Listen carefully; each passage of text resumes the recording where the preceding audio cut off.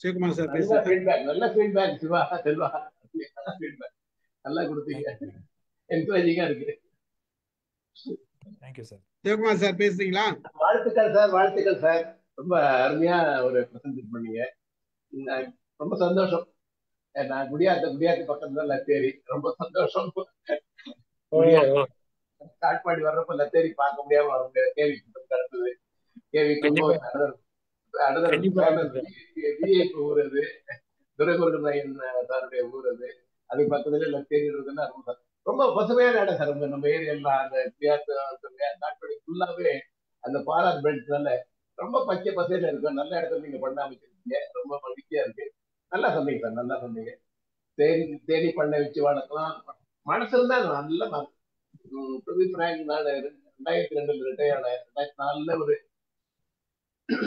தென்னந்தோப்பு வாங்கணும்னு ஐடியா பண்ணி ஒரு 2-3 ஏக்கர் வாங்குறதுக்காக அந்த குடியாத்தம் பக்கம் வந்து ஆல்மோஸ்ட் முடிஞ்சது. அது எல்லாம் கடைசி நேரத்துல பக்கத்துல இந்த ஐடியா வந்து கோழி பண்ணை வைக்கிறதுக்காக ஒரு ஐடியா 2004ல. நல்ல அந்த போல்ட்ரிக்காக அந்த தோட்டத்திலேயே ஒரு பக்கம் ஒரு கார்னர்ல போல்ட்ரி கூட வச்சுக்கலாம், கோழி வளர்ப்பு கூட வச்சுக்கலாம்ன்ற மாதிரி ஐடியா கொடுத்து நான் ட்ரைட் மை லெவல் பெஸ்ட். அது பிக்கப் ஆகல. நீங்க சொல்ற ஐடியா எல்லாம் பார்த்தா நிறைய வாய்ப்பு இருக்கு, உண்மையில நிறைய வாய்ப்பு இருக்கு. எல்லாம் பிரசன்ட் பண்ணீங்க சார். மகிழ்ச்சி, வாழ்த்துக்கள். மகிழ்ச்சி, வாழ்த்துக்கள். நன்றி சார், நன்றி சார். அமுதா மேடம்.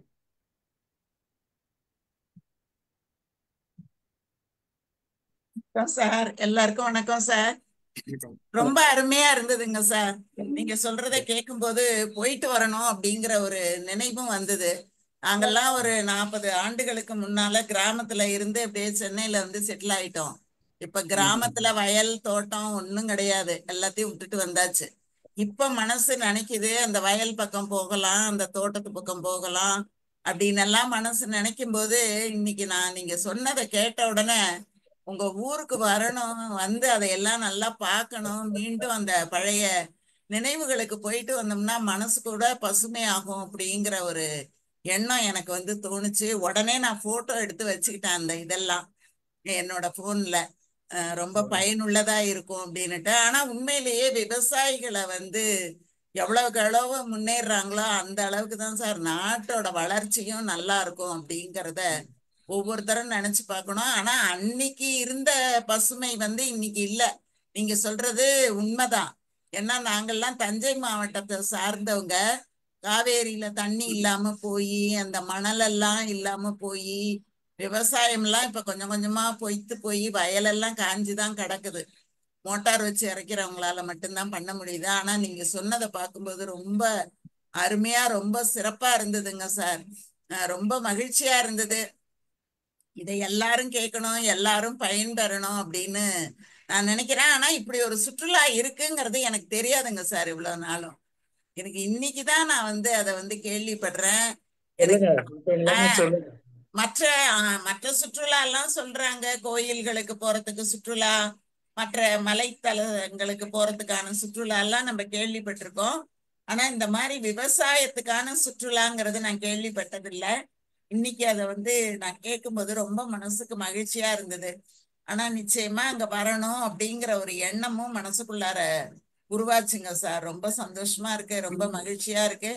உங்களுக்கு வாழ்த்துகள் சொல்றேன். நம்ம ஸ்டீபன் சாருக்கும் என்னோட நன்றியை தெரிவிச்சுக்கிறேன். ஏன்னா இப்படி கொண்டு வந்து நமக்கு சொல்லும் போது புதிய செய்திகளா இருக்கு. இனிமே இது வந்து இப்படிதானோ அப்படின்னு நினைக்கும் போது இல்ல இல்ல இருக்குது, இன்னும் இருக்குது, நீங்க எல்லாம் பார்க்க வேண்டியது அப்படின்னு சொல்லும் போது, ஆமா, அந்த ஒரு நம்பிக்கை, அந்த ஒரு மீண்டும் நம்ம வந்து ஒரு மனசுக்குள்ளார ஒரு எழுச்சி எல்லாமே ரொம்ப சிறப்பா இருக்குங்க சார். வாழ்த்துகள் சார். நன்றி, நன்றி மேடம், அமுதா மேடம், நன்றி சார். ஏதோ சாம்சங் இது ஓபன் பண்ணிருக்காரு. உங்க பேர் சொல்லுங்க, பேசுங்க பேசுங்க.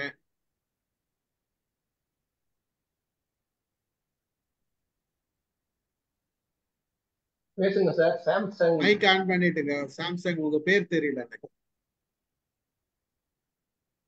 வணக்கங்க, நான் இறையழகன், தமிழ் நிலம் தமிழ் பண்ணை. வாங்க வாங்க வாங்க. சரி ஐயா, வணக்கம். செந்தமிழ் செல்வன் ஐயா. வணக்கம். வணக்கம். நலமா இருக்கீங்களா? ஐயா அவனுடைய பண்ணையை பத்தி தான் சொல்லிட்டு உங்களை பற்றி தான் சொல்லிட்டு இருந்தார். இப்பவும் பண்ணையில் தான் இருக்கோம். நம்ம கணேஷ் ஐயா உண்டு பொன் பண்ணையில் தான் இருக்கோம் நாங்க. ஓ இங்கதான் இருக்கோம். நாங்க எல்லாருக்கும் ரொம்ப மகிழ்ச்சி. இந்த நிகழ்ச்சி ரொம்ப வரவேற்கத்தக்க இந்த நிகழ்ச்சி. வேளாண் சுற்றுலா இன்னும் மக்களிடம் போய் சேரல. இது போய் சேரணும். மற்ற சுற்றுலாக்கள் வந்து இயற்கையை கொஞ்சம் பாதிக்கிற சுற்றுலாக்கள், இது வந்து இயற்கையை மீட்டெடுக்கிற சுற்றுலா. இது வந்து எல்லாரும் வாய்ப்பு இருக்கிற பண்ணையாளர்கள், வாய்ப்பு இருக்கிற உழவர்கள் எல்லாமே பண்ணணும். நம்ம தமிழ் நிலம் தமிழ் பண்ணை கடந்த 10 ஆண்டா இந்த பண்ணிக்கிட்டு இருக்கு. கடந்த 3 ஆண்டா சிறப்பாகவும் பண்ணிக்கிட்டு இருக்கு. உங்களுக்கு தெரியும், நம்ம பண்ணையில வேளாண் சுற்றுலா நல்ல சிறப்பா இருக்குது. இன்னும் நிறைய கொண்டு வர போறோம். இதை மற்ற பண்ணைகளுக்கும் பரவ செய்யணும். இதுக்கான அமைப்பு தொடங்கி இருக்கிறோம், தமிழ்நாடு வேளாண் சுற்றுலா கூட்டமைப்புன்னு. இதுல வந்து நிறைய நூற்றுக்கணக்கானவர் இணைஞ்சிருக்காங்க. இதை வந்து மக்களிடம் பரவலாக கொண்டு செல்லணும்னு பாடுபட்டு இருக்கு. மகிழ்ச்சி மகிழ்ச்சி. நன்றி சார், நன்றி. இணைந்ததுக்கு நன்றி, உங்களோட தகவல் கொடுத்ததுக்கு நன்றி. உங்களுக்கு ஒரு சின்ன விஷயம் மட்டும் நான் சொல்ல விரும்புறேன். மற்ற சுற்றுலாக்கள் இயற்கையை அழிக்கும் சுற்றுலாக்கள் என்ற வார்த்தையை உபயோகப்படுத்தாதீர்கள் இனி. இல்ல எதுக்காக சொல்றேன்னா, அதுல இருக்கலாம், அதையே நீங்க சொல்லி இப்ப அண்மையில பாத்துருக்கீங்கல்ல, இப்ப கொடைக்கானலுக்கும் ஊட்டிக்கும் நேரா நம்ம வண்டி எடுத்துன்னு போக முடியாது. இருக்கட்டும், அது நீங்க எதுக்கு சொல்றீங்க? உங்க சுற்றுலா பற்றி மட்டும் பேசுனீங்கன்னா அது சிறப்பா இருக்கும். சரி சரி, இன்னொரு விஷயத்த நம்ம குறை சொல்ல வேண்டாம்ன்றது குறையா சொல்லல, குறை சொல்லல. நம்ம இயற்கையை வந்து ஓரளவு நம்ம கட்டி காக்கணும் அப்படின்றதுக்காக சொல்றது சரிதான்.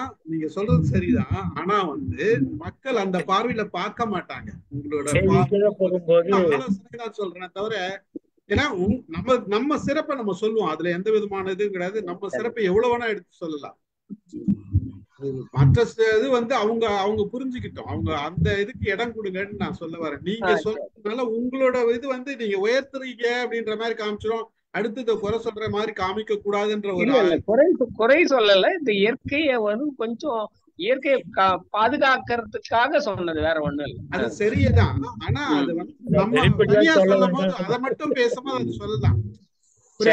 நீங்க அதை மட்டும் பேசும்போது இது தலைப்பு அது இல்ல, அதுதான் சரி. இப்ப நான் உங்களுக்கு ஒரு சின்ன ஆலோசனை தான், நீங்க தவற நினைக்க வேண்டாம்.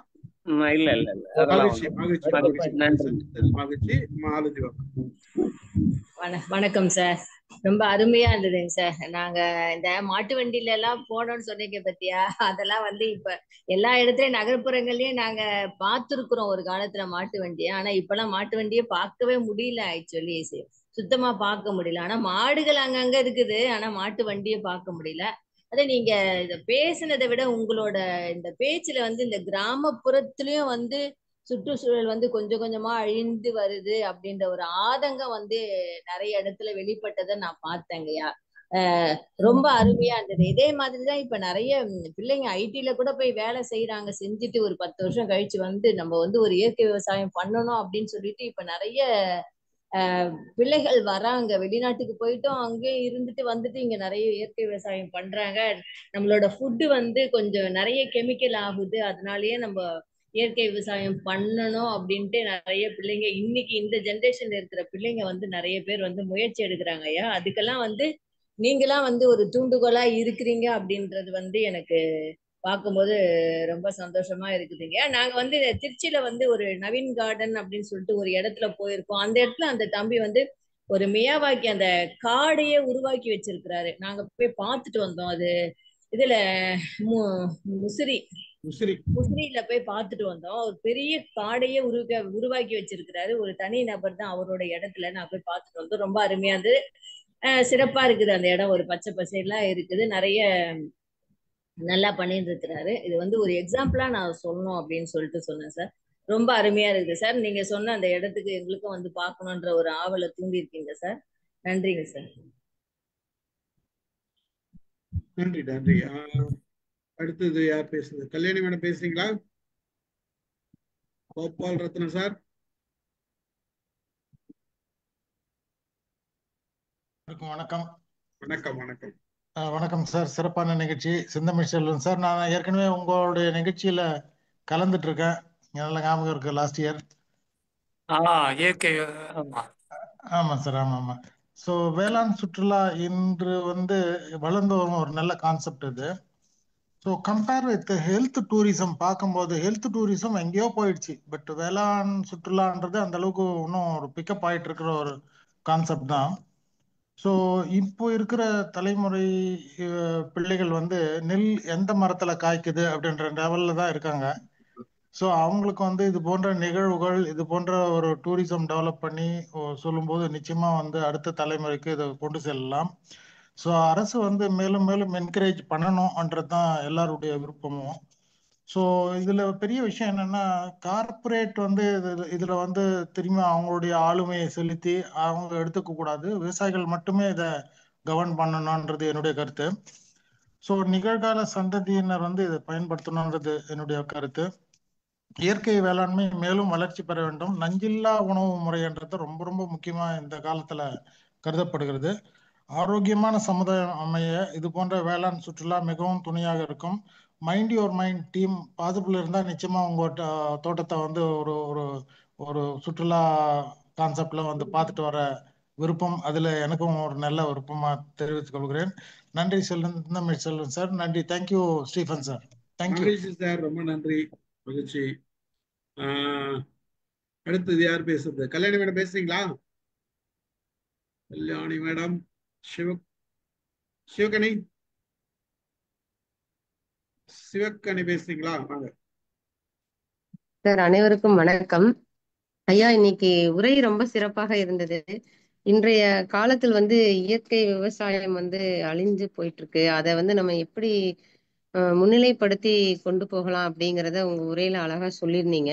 அது மட்டும் இல்லாம அந்த பிரசன்டேஷன் ஒவ்வொன்றுக்குமே வந்து ஒரு ஸ்லைடு போட்டு அதை பத்தின விளக்கங்கள் வந்து ரொம்ப அருமையா சொன்னீங்க. நம்ம நிறைய சுற்றுலா போயிருந்தாலும் இந்த இயற்கை சுற்றுலா அப்படிங்கிறது ஒரு புதுமையா தான் இருந்தது. இதை வந்து எல்லாரும் சொன்ன மாதிரி குழந்தைகளுக்கும் நம்ம வந்து அறிமுகப்படுத்தணும் அப்படிங்கிறது முக்கியமான விஷயம். அது மட்டும் இல்லாம இந்த பள்ளி கல்லூரிகள்ல வந்து இந்த மாதிரி சுற்றுலாக்கள் பண்ணும்போது குழந்தைகள் அதை பற்றிய தகவல்களை நிறைய தெரிஞ்சுக்குவாங்க. அது மட்டும் இல்லாம நம்மளும் வந்து குழந்தைகளை என்கரேஜ் பண்ற மாதிரி இருக்கணும் அப்படிங்கறது இந்த இடத்துல சொல்லிக்கிறேன். ஒவ்வொரு விஷயமே ரொம்ப நல்லா இருந்தது. கேட்கும் போதே உங்களுக்கு இருக்கிற ஆதங்கம் எங்களால புரிஞ்சுக்க முடிஞ்சுது. அது மட்டும் இல்லாம உங்களுடைய தோழர்களையும் நீங்க வந்து சொல்லியிருந்தீங்க. அவங்களோட நம்பரையும் பகிர்ந்திருந்தீங்க. மிக்க மகிழ்ச்சி, வாழ்த்துக்கள். இன்னைக்கு நாங்க கை வச்சு சாப்பிடுறோம் அப்படின்னா அதுக்கு விவசாயிகளாகிய உங்களுடைய பயன் வந்து ரொம்ப முக்கியம் அப்படின்னு தான் சொல்லணும். ஸோ உங்களை எல்லாம் நாங்க தலை வணங்குறோம் அப்படின்னு தான் சொல்லணும். மனம் நிறைந்த வாழ்த்துக்கள். நன்றி சார். அருமை அருமை சிவகணி, மகிழ்ச்சி. ஒரு நல்ல அடுத்து யார் பேசுறது? ரத்ன வடிவேல் சார் பேசுறீங்களா? ரத்ன வடிவேல் சார், கல்யாணி மேடம், மற்றவர்கள் ஜியோமி, ரெட்மி, கராச்சி பேசுறீங்களா? கல்யாணி மேடம் என்னாச்சு? ஓகே, கேள்வி சார். சார்கிட்ட சொல்லுங்க சார், கேளுங்க. எப்படி சார் மேன் பவர் உங்களுக்கு கிடைக்குதா சார்? உங்களுக்கு பண்ண வச்சிருக்கீங்க, இப்ப நிறைய கூலி கேட்கறாங்க சார், நிறைய ஆட்கள் கிடைக்கலன்னு. ஆம்பூர்ல என்னுடைய அக்காவுடைய பையன் ஒரு 3 ஏக்கர் தென்னந்தோப்பு வச்சிருக்கான். ஆள் கிடைக்கலமாமா. ஊடு பயிராய் ஒரு 30-40 வருஷம் தென்னை மரம், 3 ஏக்கர் தென்னை மரத்துல நல்லா இருக்காங்க, சந்தேகம் இல்ல. ஆள் இல்ல, ஆள் கிடைக்கிறது இல்ல, கூலி நிறைய கேட்கறாங்க அப்படின்ற மாதிரி ஒரு சின்ன ஆதங்கம் அவங்களுக்கு எல்லாம் இருக்கு. உங்களுக்கு எல்லாம் எப்படிங்க? அது விவசாயத்துக்கான பொதுவான பிரச்சனை இங்க எல்லா பண்ணையிலுமே இருக்கு.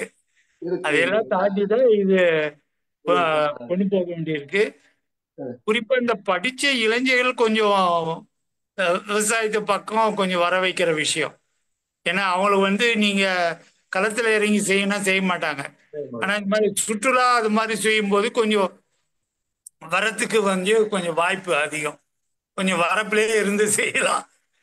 அதனால இளைஞர்கள் படிச்சவங்க கொஞ்சம் சுற்றுலாவை மையமா வச்சு விவசாயத்துக்குள்ள வர்றதுக்கு வாய்ப்புகள் இருக்கு. இந்த பசுமை புரட்சி மூலம் நிறைய டெவலப் ஆயிருக்குன்னு நாங்க சொல்லி கேள்விப்பட்டிருக்காங்க. அதுவும் பர்டிகுலர்லி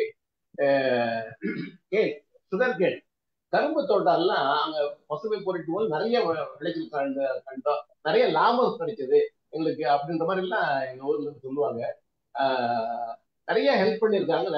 நிறைய வளர்றதுக்கான வழியெல்லாம் சொல்லி அவங்களே எப்போ கட் பண்ணணும், எப்போ உரம் பண்ணணும் எல்லாம் ஒரு காலத்துல இருந்திருக்கு. இப்போ இருக்குங்களா அந்த பசுமை பயிற்சிக்காக இன்னும் இந்த என்கரேஜ்மெண்ட் எல்லாம் இருக்குங்களா? இல்ல, இப்போ பெரும்பாலான நிலங்கள் வந்து ரசாயன உரங்கள் போட்டதாலையும் ரசாயன பூச்சிக்கொல்லிகள் போட்டதாலையும் நிலத்தில் இருந்த நுண்ணுயிர்கள் எல்லாம் இறந்தாச்சு. அதனால இப்ப இனிமே நீங்க கூடுதலா உரம் போட்டாலும் பயிர்கள் வந்து ஊட்டம் பெற்று வர்றது கிடையாது. ஆனால் லட்சக்கணக்கான ஏக்கர் நிலங்கள் வந்து பயிர் தொழிலிருந்தே விளங்கி போயிடுச்சு. ஸோ அதுல கொஞ்சம் நிலங்கள்ல வீடு கட்டிக்கினாங்க, அலுவலகம் கட்டிக்கிட்டாங்க, அதெல்லாம் போச்சு. ஆனால் இன்றைய தேதியிலையும் கரும்பு நிலங்களா, கைவிடப்பட்ட நிலங்களா, ஏராளமான லட்சக்கணக்கான ஏக்கர் நிலங்கள் வந்து விட்டுருக்கு. அதுக்கு மிக பிரதானமான காரணம் ரசாயன இதுதான். துவக்கத்துல கொஞ்சம் கூடுதலா வந்திருக்கலாம். அதுலயே இருக்கக்கூடிய ரொம்ப கடினமான பகுதி என்னன்னு கேட்டீங்கன்னா, ரசாயன உரம் போட்டாதான் எல்லாருக்கும் சாப்பாடு போட முடியும்னு சொல்றாங்க. ரசாயன உரம் போட்டு வரக்கூடிய பெனிஃபிட்னு வரும்போது நாட்டுக்கு, ஆனா ரசாயன உரம் போட்டு அந்த நிலம் பாழாயிடுச்சுன்னா அந்த விவசாயிக்கு. இதுதான் இன்னைக்கு ரொம்ப கொடுமையான விஷயம். விவசாயிக்கு வந்து இந்த ரசாயன உரம் போட்ட, அதனால உனக்கு நான் மானியம் கொடுக்குறேன், எந்த அரசு கொடுக்குறது இல்லை. அப்படி அவங்களாம் என்ன செய்யறாங்க, அடிமாட்டு வேலைக்கு வச்சுட்டு நகரப்புறங்களுக்கு வாட்ச்மேனாகவும் அப்படிதான் வந்துட்டு இருக்காங்க, மேஸ்திரியாகவும் வந்துட்டு இருக்காங்க. இது ஒரு பெரிய கதை. இது அது பேச வேண்டிய விஷயம். அது பற்றிய கருத்துக்கள்லாம் நிறைய இருக்கு, அதெல்லாம் விவாதிக்கப்பட வேண்டும். சார் எனக்கு இன்னொரு கொஸ்டின் சார். நீங்க வந்து இப்போ விவசாய நிலங்கள்லாம் வந்து நிறைய வந்து விவசாயம் பண்ண முடியாம அழிஞ்சு போயிடுச்சுன்னு சொல்றீங்க. ஆனா இப்போ வந்து விவசாயம் வந்து நெல்லாம் வந்து நிறைய விளைவிக்கிறாங்க அப்படின்ற மாதிரி நம்மளுடைய கவர்மெண்ட்லாம் வந்து அவார்டு வாங்குதுங்க சார். அது எப்படிங்க சார்? அது எப்படி சாத்தியம்? நிறைய ஏக்கர் கணக்குல விவசாயமே பண்ணலன்றீங்க. அப்ப எப்படி எல்லாருக்கும் உணவு கொடுக்குறாங்க? எப்படி இவ்வளவு விளைவிக்கிறாங்க? எனக்கு அதுதான் புரியாத புதிதா இருக்கு. நிறைய பேர் விவசாயத்தை விட்டுட்டு போயிட்டாங்கன்னு வேற சொல்றீங்க. அப்ப எப்படி சார் அது? கண்டிப்பா எனக்கு இதே கேள்விதான் சார். எனக்கு இந்த கேள்வி என்னோட இதே கேள்வி எனக்கு மட்டும். சொல்லுங்க சார். இதே சொல்லுங்க. இறையழகன் சார் ஏதாவது பேசுறீங்களா? இறையழகன் இருக்காரா? ஓகே. அதாவது மேடம், நாட்டினுடைய தன்னிறைவு, ஃபுட் செக்யூரிட்டி வந்து எப்போ அஷ்யூர் ஆயிடுச்சு, என்ன அதுக்கப்புறமும் வந்து ரசாயன உரம் போட்டு தான் செய்யணுன்றது அரசாங்கத்தினுடைய பாலிசி. எதுக்கு பயன்படுதுன்னு கேட்டீங்கன்னா, இன்புட்டை யார் உற்பத்தி பண்றாங்களோ அவங்களுக்கு தான் பயன்பட்டு. புரியுதுங்களா? இன்னைக்கு தேதியில உற்பத்தி பண்ணி கொடுக்கணுங்கன்னு பாத்தீங்கன்னா, ரசாயன உரம் போடாத இயற்கை விவசாயிகளும் உற்பத்தி பண்ணி கொடுக்குறாங்க. அவங்களும் இன்னைக்கு உற்பத்தி பண்ணிக்கிட்டு தான் இருக்காங்க. இன்னைக்கு நிறைய நிலங்கள் வந்து விவசாயத்திலிருந்தே வெளியே வந்திருக்கு. விவசாயத்திலிருந்து மட்டும் வெளியே வந்தது மட்டும் இல்ல, விவசாயத்திலிருந்து உணவு உற்பத்தியிலிருந்து பணப்பயிருக்கு எல்லாம் போயிருக்காங்க. இன்னைக்கு இந்த ஆண்டு பாத்தீங்கன்னா நெல்லு யாரெல்லாம் போட்டிருந்தாங்களோ அவங்க எல்லாம் தர்பூசணிக்கு போயிருக்காங்க. அதுலயும் பிரச்சனை வந்திருக்கு, அதெல்லாம் இருக்கு. அதனால ஒரு நாடு வந்து தன்னிறைவு அடைஞ்சதுன்றது ஏற்கனவே அடைஞ்சிருச்சு. அந்த அந்த அடைவை முன்னிறுத்தி நம்ம இயற்கை விவசாயத்துக்கு போகலாம். ஆனாலும் அரசாங்கம் பொறுத்தவரையில இந்த இடுபொருளாக இருக்கிற ரசாயன உரங்கள் விற்பனைக்காகவே இன்னைக்கும் தேதியிலையும் அந்த விவசாயம் பின்பற்றப்படுது. இதுதான் உண்மை.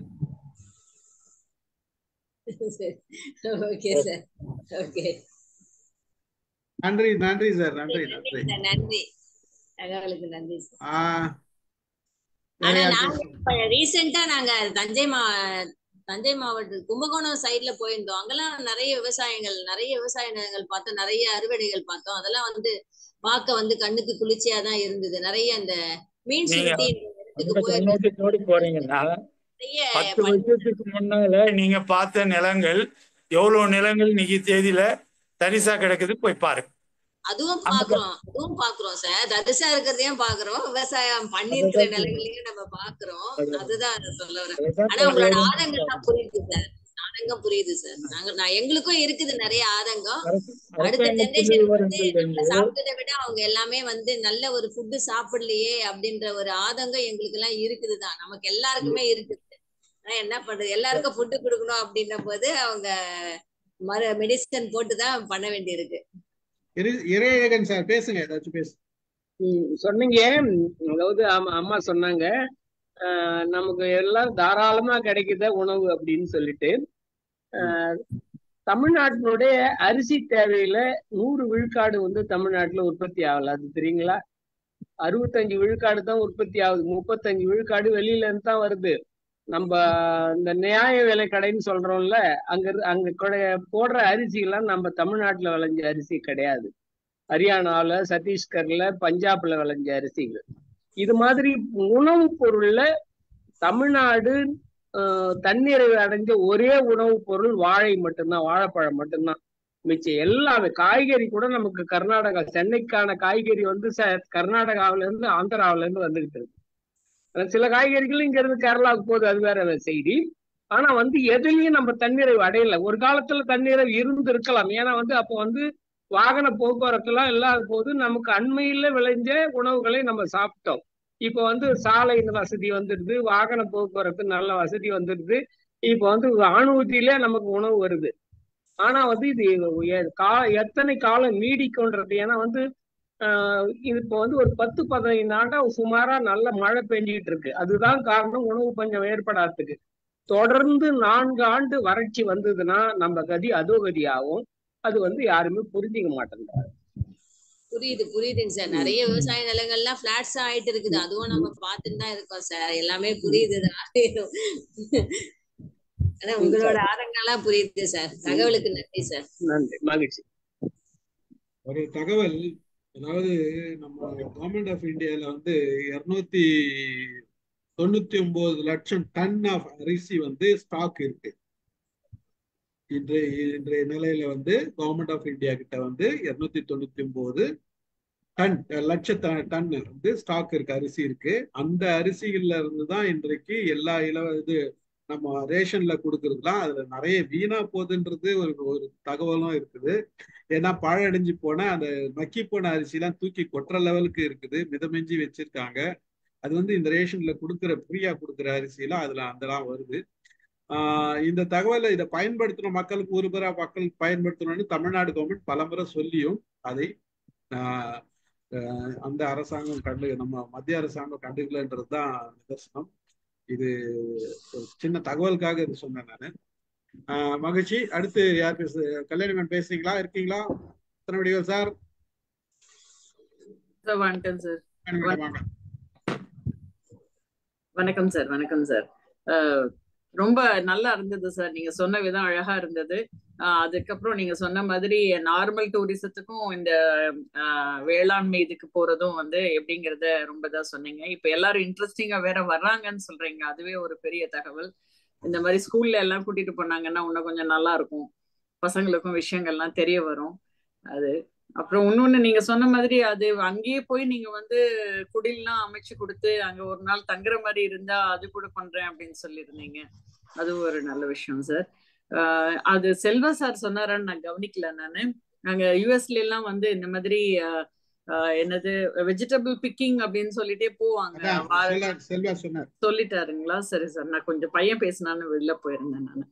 ஸோ அந்த மாதிரி அதுவும் ஒரு நல்ல எக்ஸ்பீரியன்ஸ் தான். அந்த மாதிரி இங்கேயும் கூட்டிட்டு போனாங்கன்னா இப்ப சார் செய்யற மாதிரியான விஷயங்கள் வந்து ரொம்ப நல்ல முன்னெடுப்பு சார்.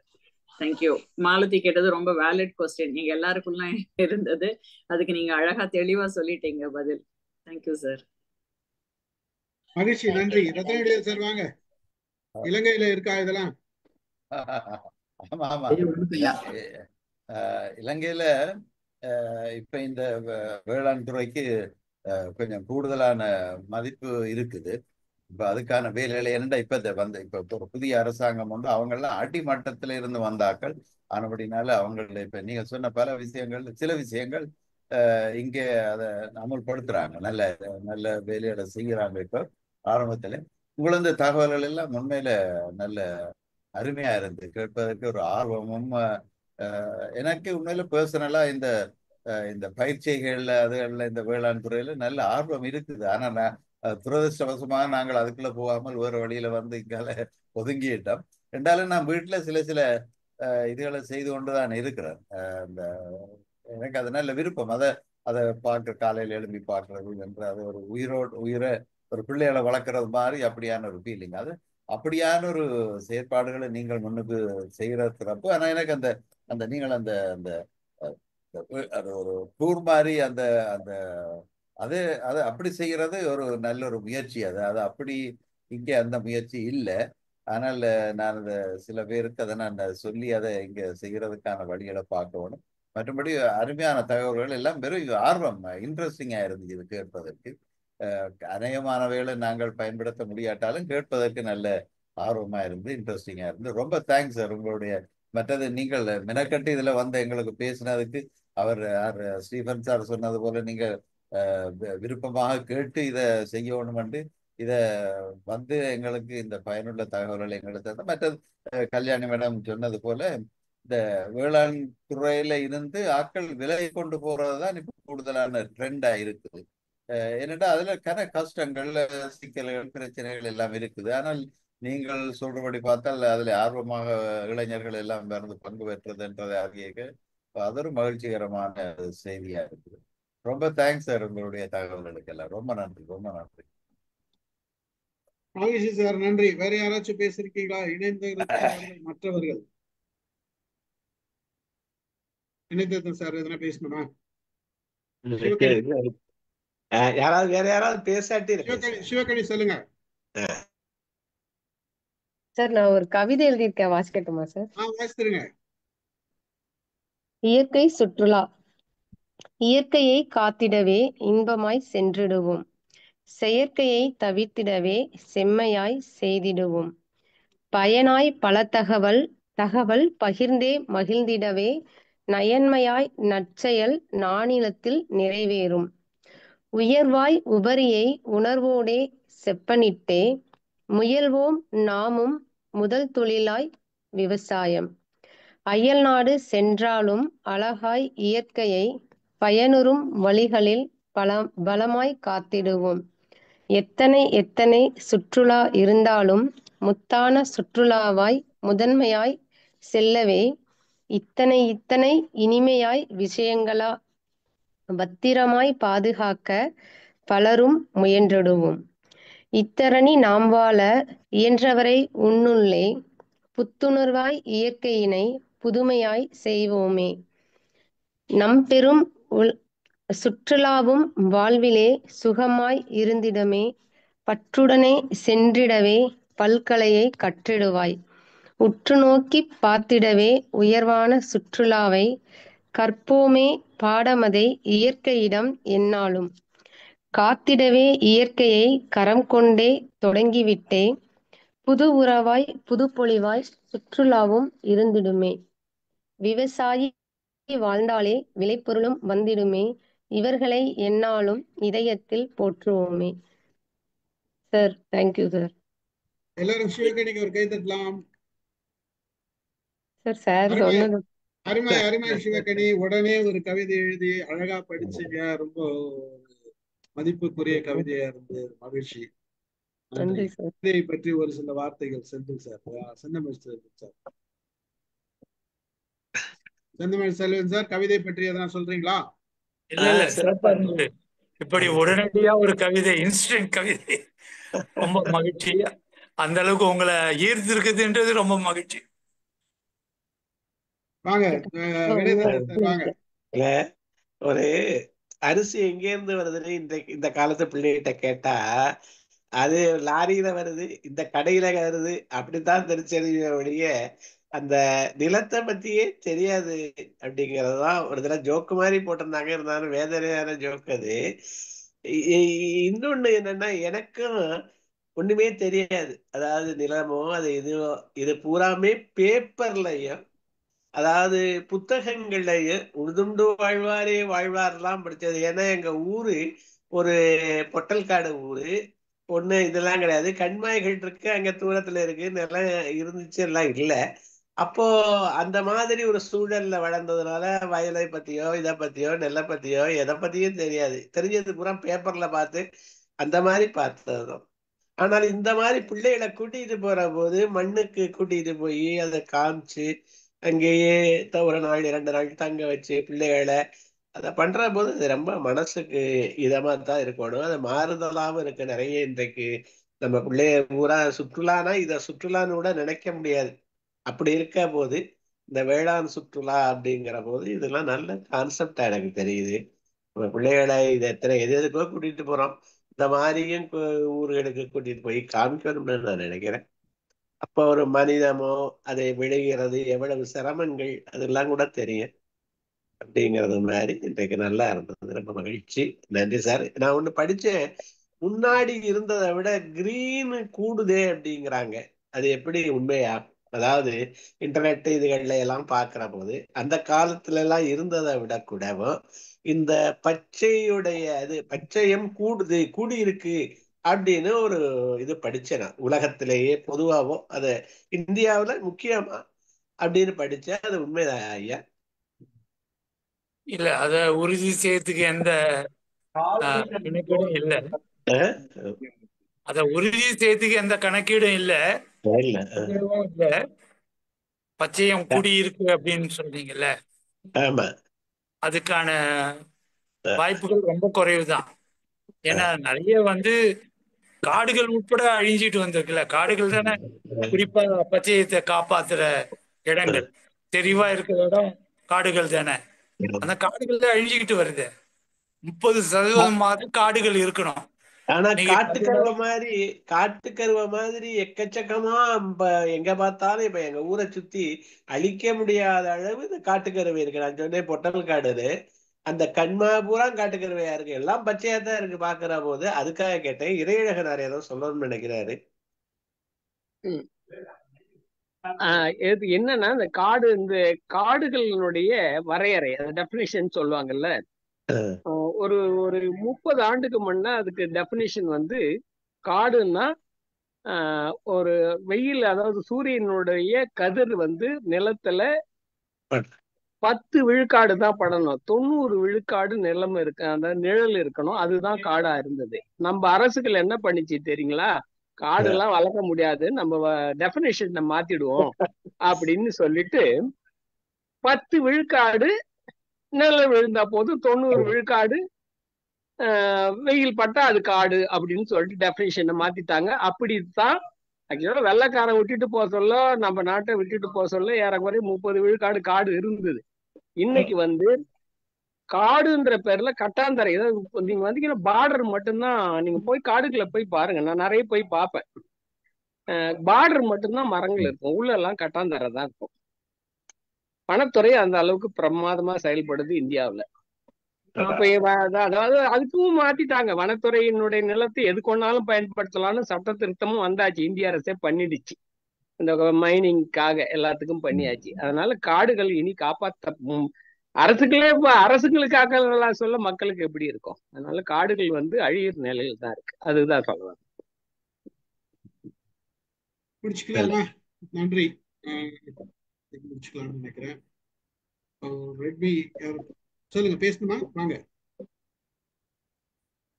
பேசணுமான்னு கேட்ட உடனே கேமரா ஆஃப் பண்ணிடுது. சொல்லுங்க, உங்க பேர் சொல்லுங்க. உங்க பேர் சொல்லிட்டு பேசுங்க. என் பேர் சம்பத். பேசு. நாகர்கோயில்ல இருந்து பேசுறேங்க. மகிழ்ச்சி. இந்த நிகழ்ச்சி உண்மையிலுமே ரொம்ப பயனுள்ளதா இருந்தது. இந்த நிகழ்ச்சி அடுத்த கட்டத்துக்கு எடுத்துட்டு போறதுக்கு இறையழகனுடைய அவருடைய இது ஒரு நாள் வச்சா நல்லா இருக்கும்னு எதிர்பார்க்கறேங்க. அவசியம். நன்றி. மகிழ்ச்சி, ரொம்ப நன்றி. நன்றி. முடிச்சுக்கலாமா சார்? முடிச்சுக்கலாமா?